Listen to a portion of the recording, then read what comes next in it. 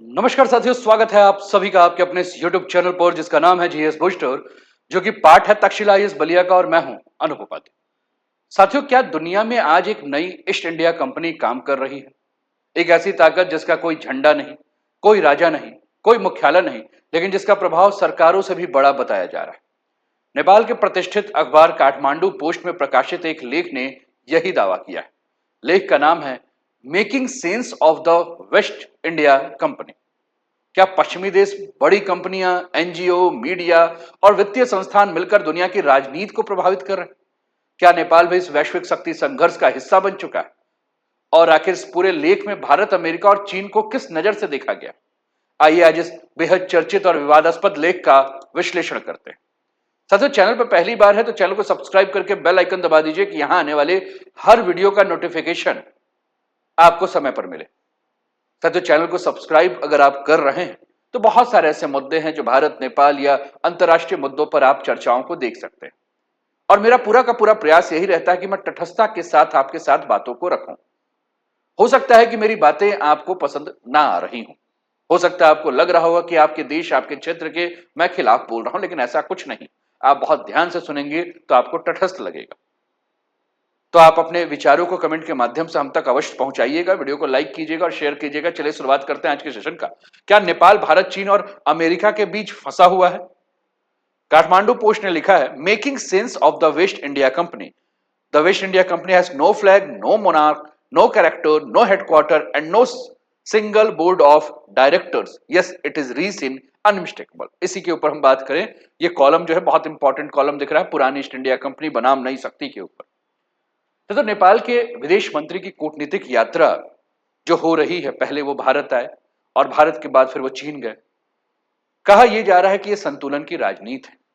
और इस लेख में इसी बात के साथ शुरुआत की गई कि नेपाल के विदेश मंत्री शिशिर खानाल की हालिया विदेश यात्रा जो हो रही है, वो विदेश मंत्री के सबसे पहले भारत की राजधानी नई दिल्ली का दौरा करना, उसके बाद चीन की राजधानी बीजिंग के दौरा करना और भविष्य में अमेरिका के भी यात्रा करने की संभावना बताई जा रही।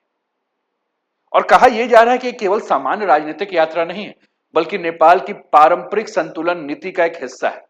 नेपाल लंबे समय से अपने दो बड़े पड़ोसी भारत और चीन के साथ संबंधों को संतुलित करने की कोशिश करता है, जबकि अमेरिका के साथ जो है अब यह सहयोग बढ़ा रहा है। हालांकि माना यह गया इस पूरे लेख में कि वर्तमान सरकार की कथित पश्चिम समर्थक छवि इस संतुलन को बनाए रखने में चुनौती पैदा कर सकती है। यह दावा भी किया गया है कि भारत ने नेपाल के राजनीतिक नेतृत्व का गर्मजोशी से स्वागत किया और द्विपक्षीय संबंधों को मजबूत करने का संकेत भी दिया। वहीं दूसरी ओर चीन नेपाल से पहले किए गए जो भी समझौते हैं, विशेषकर बीआरआई यानी कि बेल्ट एंड रोड इनिशिएटिव से संबंधित जो भी परियोजना हो, उनको आगे बढ़ाने की अपेक्षा भी कर रहा है। यानी नेपाल एक ऐसे दौर से गुजर रहा है जहां उसे भारत, चीन और अमेरिका तीनों प्रमुख शक्तियों के साथ अपने संबंधों का सावधानी पूर्वक प्रबंधन करना पड़ रहा है। इसमें तर्क यह दिया गया है कि आने वाले वर्ष में नेपाल की विदेश नीति की सबसे बड़ी परीक्षा यह होगी कि वह इन प्रतिस्पर्धात्मक शक्तियों के बीच अपना रणनीतिक संतुलन किस प्रकार से बनाए। साथियों, दक्षिण एशिया में अमेरिका की ऐतिहासिक भूमिका जो है वो आप देख रहे हैं। किस प्रकार से दक्षिण एशिया में अमेरिका अपनी भूमिका को बढ़ा रहा है। दक्षिण एशिया में अमेरिका का प्रभाव कोई नई घटना नहीं है। शीत युद्ध के दौरान भी अगर हम बात करें तो अमेरिका इस क्षेत्र में अपनी वैश्विक रणनीति के एक महत्वपूर्ण हिस्से के रूप में यहां अपना काम कर रहा था, मान रहा था। उस समय पाकिस्तान अमेरिका का प्रमुख सहयोगी था और विभिन्न सुरक्षा एवं सैन्य समझौतों के माध्यम से दोनों देशों के संबंध काफी मजबूत थे। वहीं नेपाल भी पश्चिम देशों के साथ सहयोग बनाए रखा, हालांकि उसने चीन के साथ अपने संबंधों को और भी समानांतर विकसित करने का प्रयास किया। इसमें यह भी दावा किया गया है कि 1960 और 1970 के दशक के दौरान तिब्बत के सक्रिय खंपा विद्रोहियों को सीआईए के द्वारा सहायता प्रदान की गई। इस अभियान में नेपाल की भौगोलिक स्थिति का भी उपयोग किया गया और उस समय हिमालयी क्षेत्र शीत युद्ध की प्रतिस्पर्धा का एक महत्वपूर्ण मोर्चा बन गया था। लेकिन अंतर्राष्ट्रीय राजनीतिक में स्थायी मित्रता स्थायी शत्रुता पर नहीं, बल्कि राष्ट्रीय हित पर जो है वो आधारित होते हैं। और इस संदर्भ में 1972 की ऐतिहासिक घटना का उल्लेख करते हुए जब अमेरिका के राष्ट्रपति रिचर्ड निक्सन ने चीन का ऐतिहासिक दौरा किया, तो इस यात्रा ने अमेरिका चीन संबंधों में एक नया अध्याय शुरू किया। और वैश्विक शक्ति संतुलन बदलना शुरू हो गया। जैसे ही अमेरिका और चीन के संबंधों में सुधार आया, अमेरिका ने तिब्बत से जुड़े कई गुप्त अभियानों और विद्रोह समूहों के प्रति अपना समर्थन धीरे धीरे कम कर दिया। साथियों, इसे महाशक्तियों की व्यवहारिक राजनीति या रियल पॉलिटिक का उदाहरण बताया जाता है। वैश्विक शक्तियां साथियों अक्सर सिद्धांतों से अधिक रणनीतिक हितों को प्राथमिकता देती। जब हित बदलते हैं तो नीतियां और साझेदारियां भी बदल जाती। और ऐसे ही ऐतिहासिक अनुभव को के अनुसार अगर हम बात करें तो आज की वैश्विक राजनीति को समझने में भी जो है हमें मदद मिलती। चीन का उदय होना और अमेरिका की बढ़ती चिंता भी जो है इस लेख में एक बहुत ही महत्वपूर्ण बिंदु है। इस लेख में वैश्विक शक्ति संतुलन में आए जो बदलाव हैं इस पर चर्चा की गई है कि किस प्रकार से 1991 में सोवियत संघ का विघटन हुआ और सोवियत संघ के विघटन के बाद अमेरिका दुनिया का एकमात्र महाशक्ति बनकर उभरा। शीत युद्ध के समाप्त हो जाने के बाद ऐसा प्रतीत हो रहा था कि आने वाले दशकों में वैश्विक व्यवस्था पर अमेरिका का ही प्रभुत्व रहेगा। और इसी दौर में चीन ने आर्थिक सुधारों की नीति को तेज किया और धीरे धीरे वैश्विक अर्थव्यवस्था का हिस्सा बनना शुरू कर दिया। और इस प्रक्रिया में एक महत्वपूर्ण मोड़ 2001 में आया जब चीन WTO का सदस्य बना। WTO में प्रवेश करने के बाद पश्चिम देश और बहुराष्ट्रीय कंपनियों ने बड़े पैमाने पर चीन में निवेश करना शुरू किया। दुनिया भर की कंपनियां अपने कारखाने चीन ले गई। इससे चीन की आधुनिक तकनीक, औद्योगिक क्षमता, विदेशी निवेश और करोड़ों को रोजगार प्राप्त हुआ। धीरे धीरे चीन दुनिया का सबसे बड़ा विनिर्माण केंद्र बन गया। उसकी निर्यात क्षमता तेजी से बढ़ी और वह वैश्विक आपूर्ति श्रृंखला का एक केंद्रीय हिस्सा बन गया। लेकिन 2008 में जब वैश्विक संकट के बाद परिस्थितियां बदलने लगे तो इस संकट ने पश्चिम अर्थव्यवस्था की कमजोरियों को उजागर किया और जबकि चीन अपेक्षाकृत तेजी से उभर कर आने लगा। इसी दौर में चीन के नीति निर्माताओं ने महसूस किया कि केवल दुनिया की फैक्ट्री बने रहना पर्याप्त नहीं है। यदि चीन को वास्तविक वैश्विक शक्ति बनना है तो उसे व्यापार, निवेश, बुनियादी ढांचे और रणनीतिक संपर्क के माध्यम से अपने अंतर्राष्ट्रीय प्रभाव को बढ़ाना होगा। और इसी सोच की पृष्ठभूमि में 2013 में चीन ने बेल्ट एंड रोड इनिशिएटिव की शुरुआत की। इस परियोजना का उद्देश्य एशिया, अफ्रीका, यूरोप और अन्य क्षेत्र की सड़कों, रेल मार्गों, बंदरगाहों, ऊर्जा परियोजनाओं और व्यापारिक गलियारों के माध्यम से इसे जोड़ना था। हालांकि BRI को केवल एक आर्थिक विकास परियोजना के रूप में देखना उचित नहीं है। यह चीन की एक दीर्घकालिक योजना है। यह दीर्घकालिक योजना में अगर हम बात करें तो वैश्विक रणनीति का हिस्सा है जिसके माध्यम से आर्थिक प्रभाव को राजनीतिक और भू राजनीतिक प्रभाव में बदलना चाहता था। यानी कि यह जो दृष्टिकोण है चीन का, यह BRI केवल इंफ्रास्ट्रक्चर निर्माण की योजना नहीं बल्कि 21वीं सदी में चीन की बढ़ती वैश्विक शक्ति का प्रतीक। साथियों, जब मैंने इस टॉपिक को शुरू किया तो मैंने आपसे वेस्ट इंडिया कंपनी के बारे में बात किया। यह तस्वीर है 1972 की जब निक्सन ने हिस्टोरिक विजिट किया था चाइना का और 1950-60 में यूएस एलाइज के रूप में पाकिस्तान था। CIA सपोर्ट कर रही थी खंपा रिबल्स तिब्बत में, लेकिन जैसे जैसे पास बढ़ने लगे 1991 सोवियत संघ का विघटन हुआ। 2001 में चीन WTO का सदस्य बना। 2008 में वैश्विक वित्त संकट, 2013 में बेल्ट एंड रोड इनिशिएटिव हुआ। वर्तमान में चीन की बढ़ती शक्ति अमेरिका के लिए एक बहुत बड़ी चिंता है। BRI जो है वो सड़क और रेल मार्ग, बंदरगाह और समुद्री मार्ग, ऊर्जा परियोजनाएं, व्यापारिक गलियारे और डिजिटल और संचार नेटवर्क के ऊपर जो है वो काम कर रहा है। हमने कहा यह जा रहा है कि नई एक वेस्ट इंडिया कंपनी बन रही है, जो कि सबसे महत्वपूर्ण और सबसे विवादास्पद जो है वह हिस्सा इस लेख का। अगर इस कॉलम के लेखक ये लिख रहे हैं कि वेस्ट इंडिया कंपनी बन रही है तो वेस्ट इंडिया कंपनी शब्द का प्रयोग क्यों किया गया? सबसे यहां ध्यान देने वाली बात यह है कि यह कोई वास्तविक कंपनी नहीं है। इसका कोई कार्यालय नहीं है, इसका कोई CEO नहीं है, कोई झंडा या कोई कानूनी अस्तित्व नहीं है, बल्कि वेस्ट इंडिया कंपनी एक मेटाफोर यानी कि रूपक के रूप में प्रयोग किया गया। आज पश्चिमी देशों की सरकारें, बहुराष्ट्रीय कंपनियां, वैश्विक वित्तीय संस्थानें, सुरक्षा एजेंसियां, think tank, media network, NGO, rating एजेंसियां, विभिन्न प्रतिबंध यानी कि सैंक्शन, ये सभी तंत्र मिलकर व्यापक वैश्विक प्रभाव को जो है वो निर्माण कर रहे हैं। ये संस्थाएं हमेशा किसी एक केंद्र से संचालित नहीं होती, लेकिन कई मामलों में इनके हित और रणनीतिक उद्देश्य एक दूसरे से जुड़े दिखाई देते हैं। विशेष रूप से चीन के बढ़ते आर्थिक और भू राजनीतिक प्रभाव को संतुलित करने या सीमित करने की कोशिश भी इनकी भूमिका दिखाई देती है। साथियों, इतिहास की प्रसिद्ध ईस्ट इंडिया कंपनी का उदाहरण लेते हुए लेखक ने इस बात को समझाया है कि अतीत में जिस प्रकार से ईस्ट इंडिया कंपनी ने व्यापार के माध्यम से आर्थिक प्रभाव स्थापित किया था, धीरे धीरे वही राजनीतिक और सामरिक शक्ति में बदल गया। आज परिस्थितियां अलग है, लेकिन प्रभाव स्थापित करने का उपकरण जो है वो बदल गए। जब सैन्य विजय के जगह आपको व्यापारिक नियम, निवेश प्रवाह, वैश्विक वित्त संस्थाएं, ऋण व्यवस्था, क्रेडिट रेटिंग, तकनीकी मानक, मीडिया नैरेटिव, आर्थिक प्रतिबंध और अंतरराष्ट्रीय संस्थाओं के माध्यम से प्रभाव डाला जाता है, तो ये कहने में बिल्कुल भी झिझक नहीं है कि 21वीं सदी में शक्ति राजनीति समाप्त नहीं हुई है, बल्कि उसका स्वरूप ही बस बदला है। जहां पहले साम्राज्य जहाजों और सेनाओं के माध्यम से अपना प्रभाव बढ़ाते थे, वहां आज प्रभाव स्थापित करने के लिए पूंजी, तकनीक, वित्तीय नेटवर्क, वैश्विक संस्थाएं और सूचना तंत्र का उपयोग किया जाता है। हालांकि यह ध्यान रखना बहुत आवश्यक है कि वेस्ट इंडिया कंपनी कोई आधिकारिक अवधारणा नहीं है, बल्कि लेखक के द्वारा प्रस्तुत एक राजनीतिक और वैचारिक व्याख्या है। इसलिए लेख काफी चर्चा और विवाद का विषय जो है वो बना हुआ है। साथियों, आधुनिक दुनिया में शक्ति संघर्ष अभी भी जारी है, लेकिन उसके उपकरण और तरीके पहले की तुलना में कहीं अधिक जटिल हो चुके हैं और फिल्टर्ड हो चुके हैं। आज पावर मैट्रिक्स थ्योरी के ऊपर काम हो रही है। अब आपके दिमाग में आएगा ये पावर मैट्रिक्स थ्योरी क्या है और पावर मैट्रिक्स थ्योरी के बारे में मैं यहां क्यों चर्चा कर रहा हूं। सच, पावर मैट्रिक्स थ्योरी का मतलब क्या है, इसको समझना बहुत ज्यादा जरूरी है। किसी भी देश की शक्ति को केवल सरकार के को देखकर नहीं समझा जा सकता।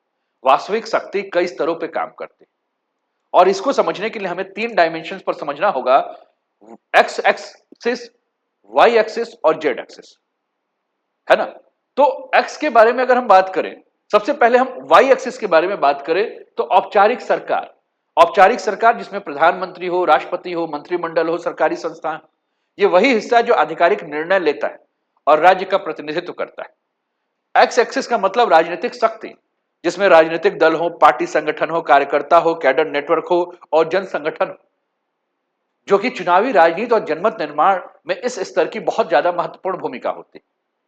और लास्ट है जेड एक्सिस, जिसका प्रभाव अदृश्य शक्ति है, यानी कि इसमें मीडिया नेटवर्क है, कॉर्पोरेट समूह है, वित्तीय संस्थाएं हैं, विश्वविद्यालय, थिंक टैंक है, बौद्धिक वर्ग है और नीति विशेषज्ञ और प्रभावशाली समूह। यानी कि कई बार जब सरकारें बदलती हैं तो राजनीतिक दल बदल जाते हैं, लेकिन जेड एक्सिस से जुड़े प्रभावशाली नेटवर्क लंबे समय तक बने रहते हैं और नीतियों को प्रभावित करते हैं। मैं उम्मीद कर रहा हूं कि आप मेरी बातों को समझ रहे हैं। अगर नेपाल के संदर्भ में हम बात करें, बांग्लादेश के संदर्भ में बात करें, श्रीलंका के संदर्भ में बात करें, तो आप यह समझिएगा कि आपको वाई एक्सिस और एक्स एक्सिस बदलता हुआ नजर आएगा, लेकिन जेड एक्सिस जो है ये अपना प्रभाव बना के रखेगा। और यही कारण है कि किसी देश की वास्तविक शक्ति को समझने के लिए केवल प्रधानमंत्री, राष्ट्रपति, चुनावी राजनीति को देखना पर्याप्त नहीं। यह भी देखना आवश्यक है कि मीडिया, कॉर्पोरेट जगत, वित्तीय संस्थान और बौद्धिक संस्थान किस दिशा में प्रभाव डाल रहे हैं। हालांकि ये पावर मैट्रिक्स कोई स्थापित एकेडमिक थ्योरी नहीं है, बल्कि लेख में प्रस्तुत एक विश्लेषणात्मक मॉडल है। लेकिन लेखक इसी मॉडल के माध्यम से समझने की कोशिश करवा रहा है कि आधुनिक राजनीति में शक्ति केवल सत्ता के गलियारों में नहीं, बल्कि सूचना, पूंजी और विचारों के नेटवर्क में निहित है। जब लेख लिखा जा रहा था तो भारत के ऊपर भी टिप्पणी की गई और अपने पावर मैट्रिक्स मॉडल को समझाने के लिए भारत का उदाहरण इसलिए लिया गया कि भारत की राजनीति को केवल सरकार या चुनावी परिणाम के आधार पर नहीं समझा सकता, बल्कि इसके पीछे वैचारिक, राजनीतिक और आर्थिक शक्तियों का आपसी संबंध में देखना आवश्यक है। जैसे कि अगर भारत की राजनीति को समझना है तो भारत को राजनीति को समझने के लिए आपको भारत के पावर मैट्रिक्स को समझना होगा। सबसे पहले आपको आरएसएस को देखना होगा। आरएसएस यानी कि राष्ट्रीय स्वयंसेवक संघ, और इसके वैचारिक आधार को देखना जरूरी है, क्योंकि जब भारतीय जनता पार्टी औपचारिक राजनीतिक शक्ति का प्रतिनिधित्व करती है तो उसके पीछे जो विचार है वो आरएसएस के। साथ ही बड़े कॉर्पोरेट समूह आर्थिक शक्ति के केंद्र के रूप में कार्य करते हैं और इस प्रकार विचारधारा, राजनीति और पूंजी के बीच एक प्रकार का संबंध विकसित हो जाता है। लेखक ने अपनी बातों में यह भी आरोप लगाया है कि भारत की राजनीति, विचारधारा और आर्थिक शक्ति का एक नया गठजोड़ उभरकर सामने आया है जो देश की नीतियों और दिशा को प्रभावित कर रहा है। भारत के प्रधानमंत्री नरेंद्र मोदी के बारे में, गृह मंत्री अमित शाह के बारे में और आरएसएस की भूमिका के ऊपर जब चर्चा की गई तो लिखा यह गया है कि नेताओं और संगठनों को अपने व्यापक पावर मैट्रिक्स का विश्लेषण करने के लिए जो है देखना चाहिए। हालांकि एक बहुत महत्वपूर्ण बात स्पष्ट करना आवश्यक है कि पूरा विश्लेषण और निष्कर्ष लेखक के व्यक्तिगत दृष्टिकोण और राजनीतिक व्याख्या पर आधारित है। इसे किसी स्थापित एकेडमिक फैक्ट आधिकारिक निष्कर्ष या सर्वसम्मत राजनीतिक विश्लेषक के रूप में नहीं दे सकते। दूसरे शब्दों में कहें तो यह लेख भारत की राजनीतिक संरचना को समझाने का एक दृष्टिकोण प्रस्तुत किया गया जिस पर सहमति और असहमति दोनों ही संभव है। साथियों, नेपाल और भारत के जो वर्तमान संबंध है, नेपाल की वर्तमान विदेश नीति और भारत नेपाल संबंध के बारे में अगर हम बात कर रहे हैं तो भारत और नेपाल की राजनीतिक गतिविधियों और नीतिगत दिशा पर लगातार नजर बनाए रखना बहुत ज्यादा आवश्यक है। कहा यह जा रहा है कि भारत जो है वो नेपाल की राजनीतिक गतिविधियों और नीतिगत फैसलों पर हमेशा ध्यान दे रहा है और ये स्वाभाविक भी है क्योंकि भारत और नेपाल के बीच केवल राजनयिक संबंध नहीं है, दोनों देशों के बीच में खुली सीमा है, गहरे सांस्कृतिक संबंध है, व्यापारिक निर्भरता है और सुरक्षा हित भी जुड़े। दूसरे, नेपाल भी भारत और चीन दोनों के साथ संतुलित बनाए रखने की कोशिश कर रहा है और यही कारण है कि नेपाल की विदेश नीति में अक्सर संतुलन या हेजिंग की रणनीति दिखाई दे रही। चीन समय समय पर नेपाल को यह संदेश देते रहता है कि किसी भी देश में सबसे महत्वपूर्ण संबंध उसके पड़ोसी देश के साथ होने चाहिए और इसी कारण बीजिंग नेपाल के साथ अपने आर्थिक और रणनीतिक सहयोग को लगातार मजबूत करने का प्रयास कर रहा है।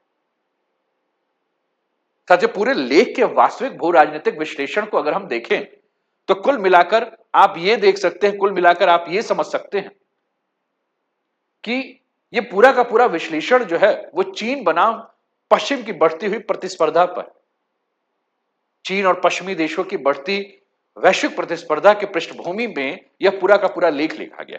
आज विश्व राजनीति में दो व्यापक आर्थिक और रणनीतिक मॉडल दिखाई देते हैं।